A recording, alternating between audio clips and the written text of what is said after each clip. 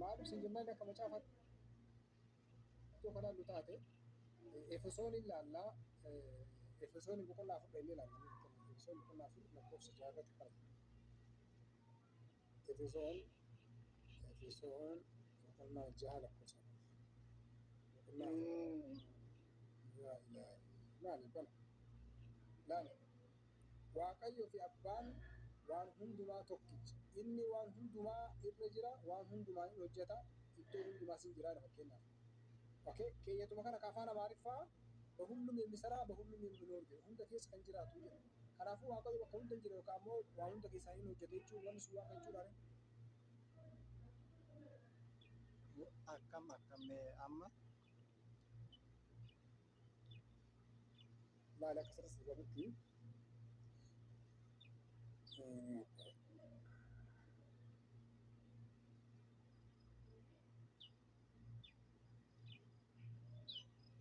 sebenarnya sumbernya kalau teman.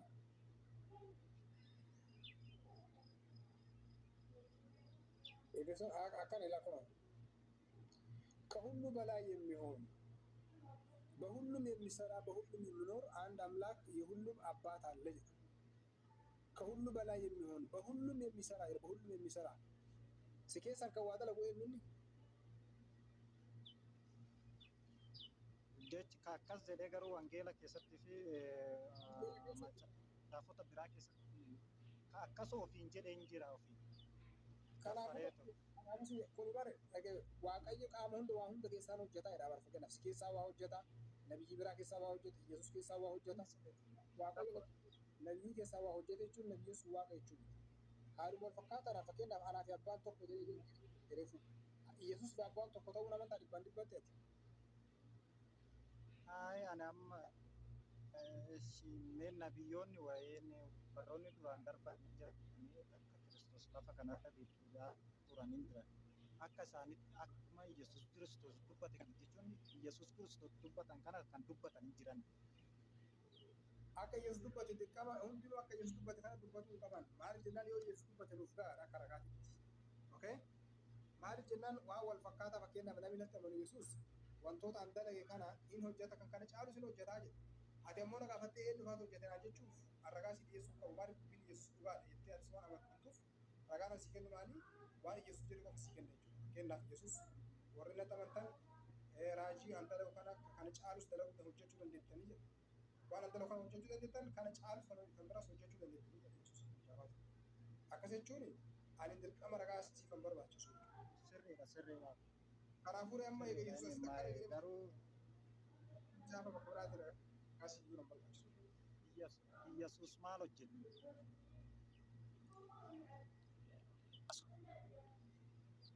Yesuus fakkeenyaaf bu'aa kaasee sodaa fayyisee lamxanyaa fa'aa fayyisee wantoota garaagaraa dalagee waayinii fa'aa bishaan fa'aa waayinii wantoota garaagaraa dalagee Yesuus beektooti kan.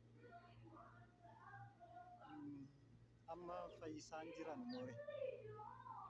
Eenyu fayyisaa jiru eenyu tokko fayyisaa jiru. Amma tokko yoo ta'u kun eentee keessaa islaamatti deebi'e maaliif islaamatti deebi'e naan hangaa fuduraatu waan akkasii jedhanii islaamatti deebi'an.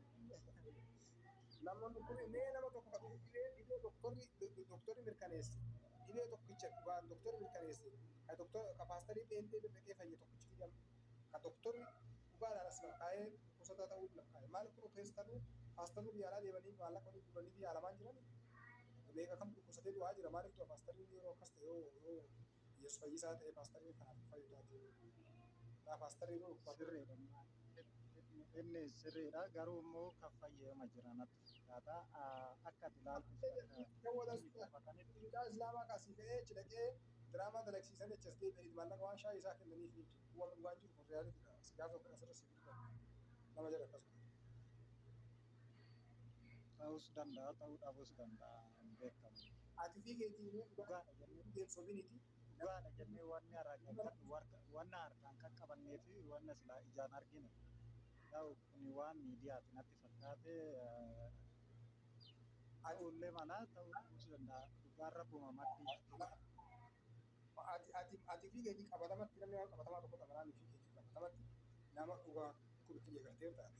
Dhukkubee doktorri dhugaa dhukkubsatuu namni sun dhukkubsataa ta'uu ragaa ragaa agarsiisa. Ragaa amma akkasitti qabu.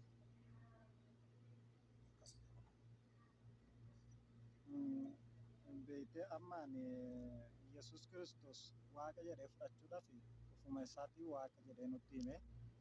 Yaa'u deebisee immoo Yesuus Kiristoos namni karaa isaarra deddeebi'ee namni karaa isaa deeme yaa'u inni akka jireenya argatu nutti hime ani Waaqas nuun jedhame. Eessatti akkasuma? Wanna godhamee gisee tokko asirratti na eegime xiqqoo ishee dhiifama wajjin. Ijoolleen balaa milki namoonni hin qo'ee uummata gaafata. Dhimmi namoonni hin ijoollee na eegaa jedhe. Nooneen milikuuf deemna akkamitti jalaa milkina. Xiqquma ishii nan eeganii hagamuun ture. Baay'een turu mara akkuma asii gad deebi'ee wannoo jechi boota laallatee deemumatti. Bakka hin miliquma yookaan. Laa hin miliquma yookaan.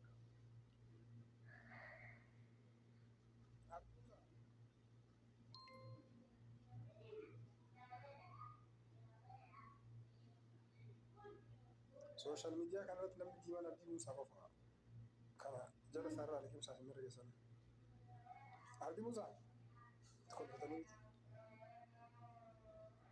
Abdii Muusaa social media kanarratti namni diimaan abdii Muusaa qofaa jedheen.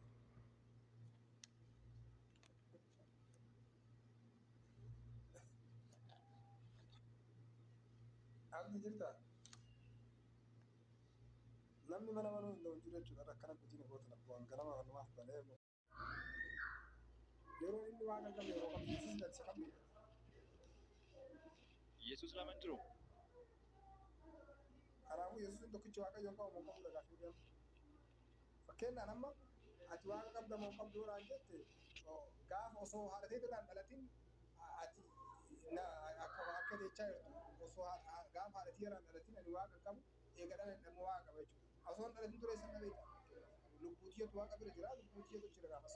Yesuus lubbuusatti famii waaqa malee dhugaadha. Yesuus abbaa bira ture inni Yesuus abbaa bira dhalatee ture akka suuraa namaa kana. By the way, sira wal mormaa turte wal gaafachaa turtan. Dirribaa wajjin gaafachaa turtan. Dirribaa wajjin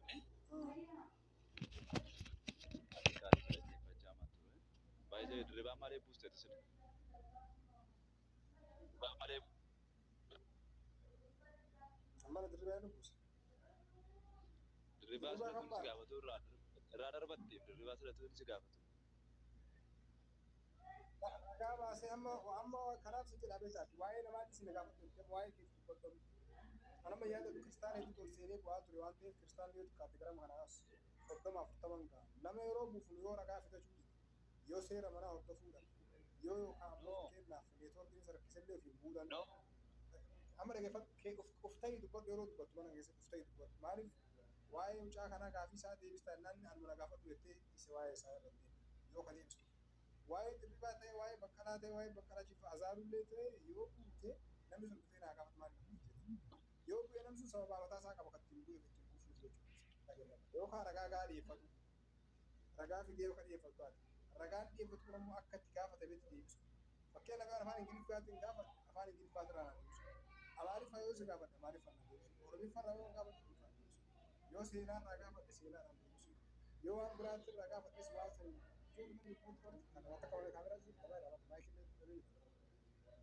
mee takkitti gasti cufaati sun dura andiif shimmaru gobbaa mee moortan na amani na ajeni dee na nama gabbu saundu nama nda gabbu saa jecha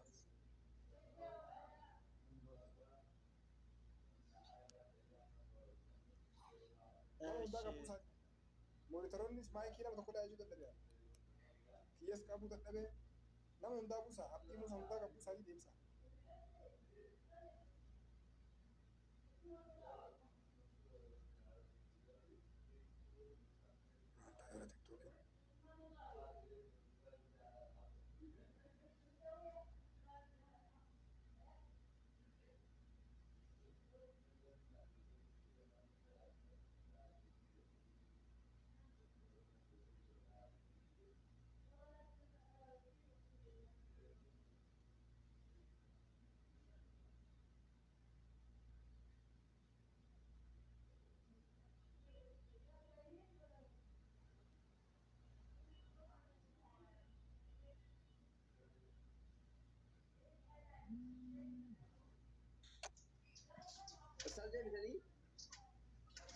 amma geessa assalamu alaikum TikTok موبايل هو افتين بيك ان شاء الله دقيقه استاذ دقيقه دي دم اول سن راكو دقيقه دم اول ديفيجن سن راكو راكو ان شاء الله اغاسي كوبليكا بقى كاكستان ان شاء الله mana fiti wal kenno ndu بشوف اسس سامع بيفتو شو اجست اوبري كوبليك شيري كودا اجست ساويتنا سوا شيري كودا جو sagale mane namnatti mul'atu baran eenyu akka jiru eenyu akka jiru na ajabu telefoonni kiyyaadhaan na maayikillee na ajabu viidiyoo na ajabu bilbiletu ho kaamera maskara gara kan achi gargalchuu danda'u reefu ammoo achi gargalchuu maskara galee jira jechuun danda'u بيفتو هاسا ولا مثل الرجال بيفتو تجربة بستانا Continue أستاذ التفوفي.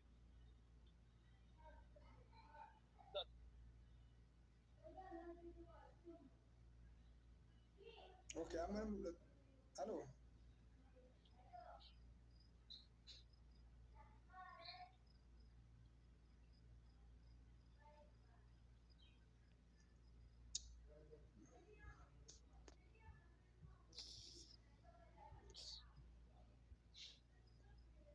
Sama meeqa tos keessa jira isin bula taana mis keessa أستاذ الفيديو تقول amma ajabee jira okay amma ajabee jira takkitti mee koppiliin godha ijoollee koppiliin godha amma ajabee jira viidiyoo cufee jira